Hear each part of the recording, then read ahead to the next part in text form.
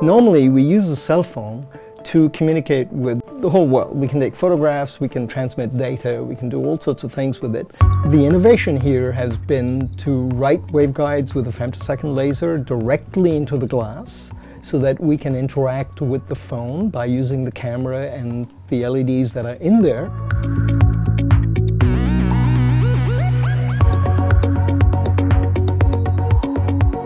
Je suis spécialiste de l'écriture laser femtoseconde. Dans le fond, on vient modifier l'indice de réfraction des matériaux avec un laser pour en faire des structures photoniques. Le projet qui m'a occupé ces derniers mois est en fait de l'écriture de laser femtoseconde dans le verre des téléphones intelligents pour y inclure en fait un spectromètre. C'est ça qu'on cherchait à faire, directement intégré à votre téléphone. Le spectromètre, ici, c'est un appareil qui vient décomposer la lumière.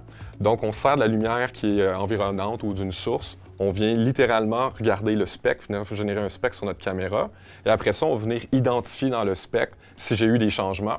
Ça va nous permettre de venir identifier « Ah, j'ai tel composé ou telle chose est arrivée dans mon environnement. » C'est un peu le saint graal de venir mettre un spectromètre dans le cellulaire. Par exemple, on peut aller jusqu'à imaginer qu'on peut se servir de notre cellulaire pour savoir si on a un taux d'alcool trop élevé dans le sang, par exemple. Donc, on peut faire toutes sortes d'analyses chimiques potentielles. Donc, juste le fait de montrer ça, bien, ça rouvre beaucoup la porte à ce potentiel supplémentaire au cellulaire. C'est qu'on peut maintenant réaliser des mesures sur le terrain.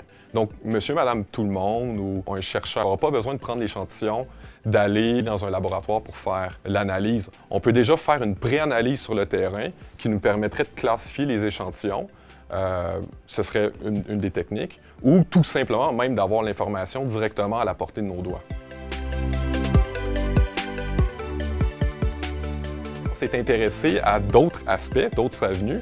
Et une de ces avenues-là, c'est de venir directement l'intégrer dans une couche de protection amovible qu'on a toutes sur nos téléphones cellulaires ou presque tous sur nos téléphones cellulaires en ce moment, qu'on peut venir rajouter et enlever à volonté et ainsi venir intégrer nos senseurs photoniques, non dans le verre directement de l'écran, mais dans cette couche-là qu'on rajoute.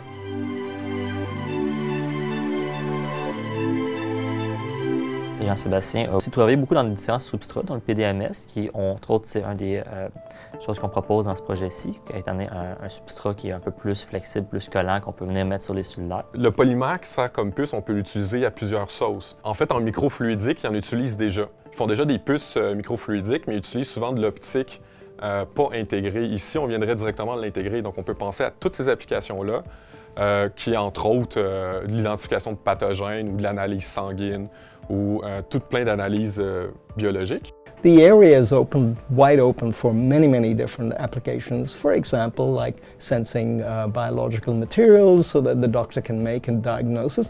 Even yourself, you could make a diagnosis of things that might be wrong with you. If you have some symptoms, you could even put a bit of blood or bodily fluids if you want, if you are not too squeamish, and test it for all sorts of different bacteria or maybe viruses even in the future. So it's a really powerful scheme, and what Jean-Sébastien has done is really open up the floodgates to further research in this area, and we hope that it will continue for a long time in the future.